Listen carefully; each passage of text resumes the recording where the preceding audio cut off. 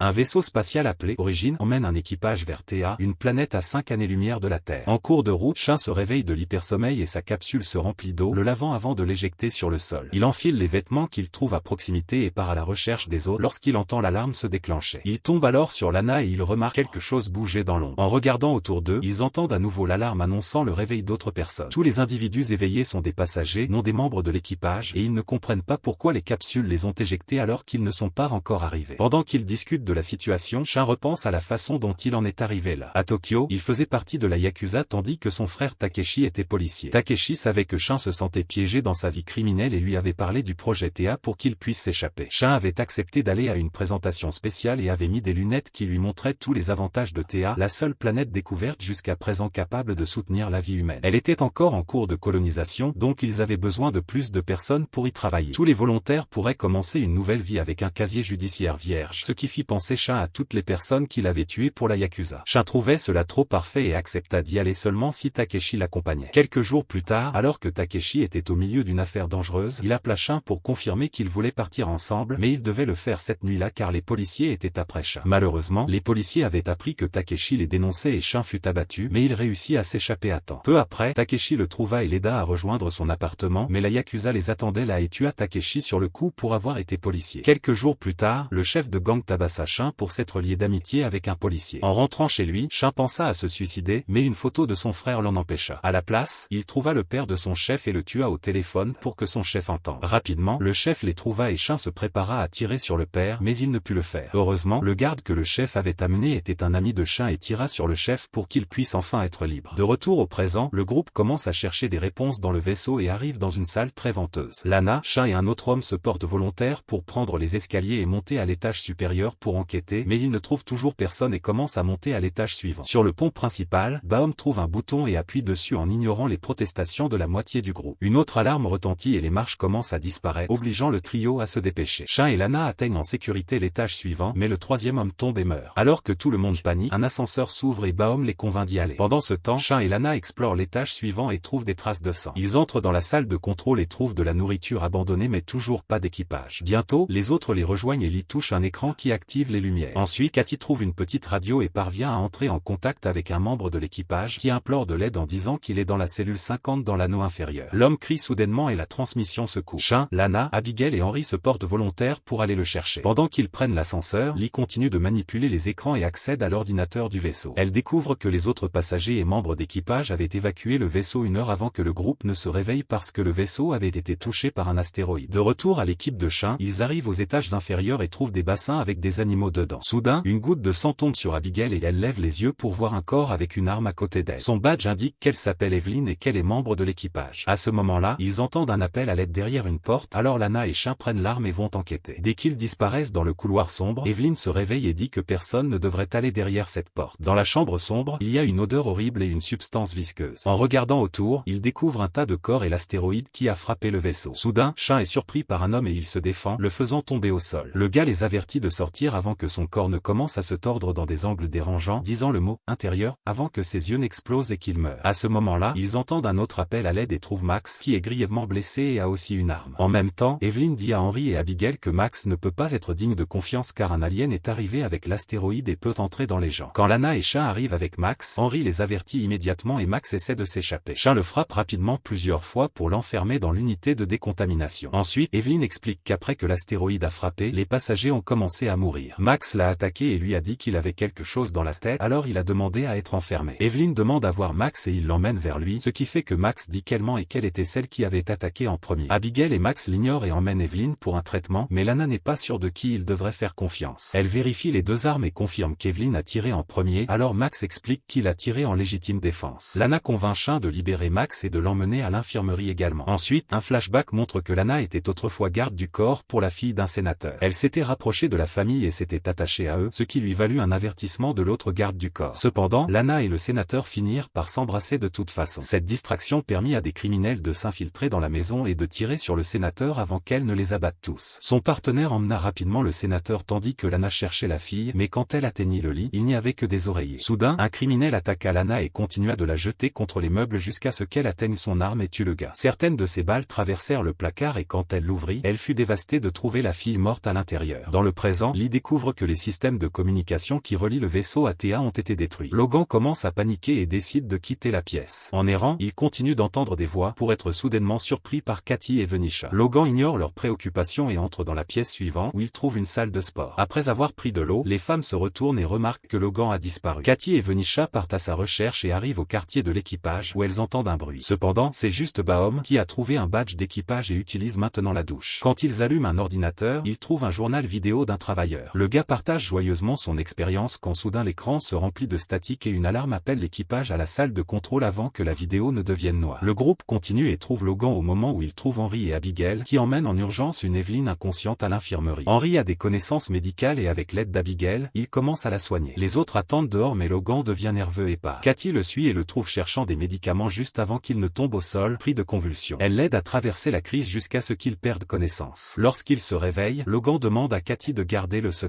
Pendant ce temps, Lee découvre qu'ils sont à 9 jours de Théa et que le vaisseau est toujours en route, donc le système d'atterrissage automatique devrait les sauver. À ce moment-là, le nez de Lee commence à saigner et Eric vient vérifier son état, mais elle évite ses questions. Dans l'ascenseur, Sean réalise que Max ne sent même pas qu'il saigne. Se méfiant, il voit l'étiquette de médecin et pose des questions sur les procédures, ce qui pousse Max à répondre en le frappant et en prenant son arme. Lana le tient en joue et exige des réponses, alors Max lit l'étiquette pour dire qu'il est un médecin humain. Lana se fige à cause de son trouble de stress post-traumatique et Max essaie de tirer sur Sean, mais la sécurité est enclenchée, donc Sean en profite pour le battre et récupérer l'arme pour le tuer. Inquiet, le duo retourne à la zone sinistrée et découvre qu'il manque un corps. Ils suivent une traînée de substances visqueuses et voient l'ascenseur monter, donc ils devront chercher à chaque étage. Sean devient nerveux et pointe son arme sur Lana, se demandant s'il peut lui faire confiance. Lana le désarme immédiatement et suggère de demander de l'aide à Evelyn. À l'infirmerie, Evelyn est inconsciente mais stable. Elle se souvient du jour où elle a annoncé à sa famille son voyage spatial. Son père était fier, mais sa sœur était en colère car elle l'a laissé seule pour s'occuper de leur père mourant. Pendant le voyage, Evelyn a remarqué qu'Henry tressaillait dans sa capsule et Max l'a aidé à régler les niveaux d'oxygène. Lorsque l'équipage a dû se mettre en sommeil, la capsule d'Evelyn a mal fonctionné et le faisceau lumineux du vaisseau entrant en vitesse lumière l'a aveuglée, lui faisant voir de nombreuses visions de son passé et de son futur. Elle s'est réveillée et a quitté sa capsule, trouvant la salle vide. Ensuite, elle a fouillé la zone et a trouvé de nombreux passagers en train de saigner pour se réveiller réellement. Il s'est avéré que la lumière avait blessé les yeux d'Evelyn et que Max l'a soignée. Ils ont commencé à passer du temps ensemble et se sont rapprochés. Finalement, Max a enlevé les bandages et les yeux d'Evelyn ont été guéris, alors ils ont partagé un baiser. La prochaine fois que l'équipage est allé dormir, Evelyn a eu des visions d'un futur viol pour les passagers. L'équipage a été réveillé par une alarme soudaine lorsque des astéroïdes ont commencé à voler vers le vaisseau. La plupart ont été arrêtés par le bouclier, mais un a réussi à les frapper. L'ordinateur a montré que des passagers mouraient dans la cellule 50, alors Max a pris une arme et est descendu vérifier avec un collègue. Derrière la porte de la cellule 50, il pouvait entendre des cris. Quelques minutes plus tard, Max a contacté Evelyn par radio et a supplié de l'aider avant que la transmission ne soit coupée. Evelyn a couru pour avertir le capitaine, qui a annoncé qu'ils évacuaient parce qu'un alien était à bord, alors elle a considéré ceux de la cellule 50 comme morts. Evelyn a ignoré ses ordres et est allée chercher Max au lieu d'évacuer les passagers sous sa garde, expliquant pourquoi Sean et les autres ne sont pas partis. Quand elle est arrivée à la cellule 50, Max l'a averti qu'il était déjà possédé avant de l'attaquer, alors Evelyn l'a tiré dessus pour se défendre. Dans le présent, l'alarme incendie commence à sonner et Henry va enquêter, trouvant le bouton d'urgence cassé mais personne autour. Il tombe sur Sean et Lana, qui courent avec lui. À l'infirmerie, Abigail surveille Evelyn, qui manque d'oxygène. Abigail prend un scalpel pour se protéger et court chercher une bouteille d'oxygène, mais lorsqu'elle revient, elle est assommée par quelqu'un qui la frappe avec la porte. C'est Eric qui commence à étrangler Evelyn car elle l'a vu lors de la première attaque et sait qu'il est infecté. À ce moment-là, les autres arrivent et Eric est distrait, donc Evelyn saisit un scalpel et le poignarde. Eric s'enfuit avant que les autres ne puissent l'attraper. Pendant ce temps, Logan va aux toilettes pour se faire assommer par Eric, qui a un alien sortant de son œil. Logan appelle à l'aide et Katie arrive en criant pour distraire Eric afin que Logan puisse le repousser. Eric court vers l'ascenseur alors que Sean arrive et lui tire dessus juste avant que la porte ne se ferme. Sean et Henry suivent la traînée de sang et prennent également l'ascenseur. Lorsqu'ils trouvent le corps de Max, ils voient une petite tentacule sortant de ses yeux. Henry la touche et l'alien se cache immédiatement, alors il décide d'emmener le corps à la salle de contrôle pour faire des recherches. Parmi les outils médicaux, Henry trouve un laser qu'il teste en coupant le bout du doigt de Max. Cela fait Henry se souvenir du jour où il a été présenté à certains laboratoires secrets du gouvernement. Le chef a dit qu'il voulait utiliser les connaissances d'Henry en ADN pour déclencher des maladies au lieu de les guérir, avec l'intention de tuer un oppresseur politique pour sauver des vies. Henry a travaillé dur mais n'a pas obtenu de résultats, alors le chef a demandé l'aide d'un autre scientifique. La concurrence a inspiré Henry à travailler davantage et il a trouvé le bon ADN pour la mission qui a tué avec succès le politicien en Afrique du Sud. Voir sa famille à la télévision l'a fait se sentir coupable de cela. Dans le présent, Henry commence à couper le sommet de la tête de Max et il trouve l'alien attaché au cerveau de Max, mais il se décompose. L'alien ressemble à un insecte et peut se reproduire en entrant dans un hôte, contrôlant leur comportement. Ensuite, Lana et Shin partent à la recherche d'Eric qui est de retour dans la cellule 50 et a trouvé une radio. Il appelle Venetia à l'infirmerie et supplie de l'aide, disant qu'il a des trous de mémoire et ne sait pas ce qu'il a fait. Bientôt, Lana et Shin arrivent à la morgue où ils trouvent la radio avec un corps. À ce moment-là, Eric verrouille la porte derrière eux et rend le froid de la pièce plus intense pour les tuer lentement. Henry et Abigail emmènent Max à l'infirmerie et trouvent Evelyn mais pas Venetia. À ce moment-là, Lana les contacte pour obtenir de l'aide pendant que Shin commence à frapper la bouche d'aération froide avec un morceau de métal, se blessant dans le processus. Puis il essaie de frapper la machine avec le métal seulement pour être électrocuté et tomber. Lana décide d'essayer à nouveau et parvient à arrêter le froid juste à temps. Pendant ce temps, Venetia rencontre Eric qui s'excuse en s'effondrant. Lorsque Venetia s'approche, Eric confirme qu'il simulait et l'attaque. Entendant ses cris, Henry et Abigail décident de se séparer. Abigail arrive à la morgue et aide Lana à transporter Shin loin. Quand Eric est sur le point d'infecter Venetia, Henry le plaque et les hommes commencent à se battre. Venetia essaie de s'échapper, donc Eric saute sur elle à la place, ce qui pousse Henry à sauter sur lui aussi et la bagarre continue. Ensuite, Venetia poignarde Eric avec le scalpel et Henry recule pour verrouiller la porte. Eric menace de tuer Venetia si Henry n'ouvre pas la porte, mais Henry s'excuse et ouvre la trappe à air à la place, ce qui expulse Venetia et Eric dans l'espace. Quelque temps plus tard, Lee déverrouille les quartiers de l'équipage pour qu'ils puissent dormir. Avant de choisir une chambre, Logan embrasse Cathy. La culpabilité empêche Henry de dormir, alors il va à la trappe à air, seulement pour découvrir du sang indiquant que quelqu'un s'est échappé par la trappe du plafond. Une Lee endormie trouve un étrange insecte marchant sur son corps, seulement pour se réveiller et réaliser que c'était un cauchemar. Elle quitte la pièce et trouve de l'eau sur le sol, qu'elle suit jusqu'à ce qu'elle trouve le corps d'Eric dans la piscine. Bientôt, Henry arrive et vérifie le sang, remarquant qu'il n'y a pas de substance visqueuse dedans. Cela signifie que l'alien est en liberté. Un autre flashback montre que Lee était autrefois une hackeuse. Elle travaillait pour un chef de gang qui un jour l'a renvoyée pour la remplacer par une IA. La réunion s'est terminée lorsqu'elle a enlevé ses lunettes, révélant que tout se faisait en ligne car Lee est incapable de toucher les gens. Désespérée, Lee a engagé un compagnon IA et l'a emmené dans un jeu abandonné où elle a supprimé ses filtres de moralité.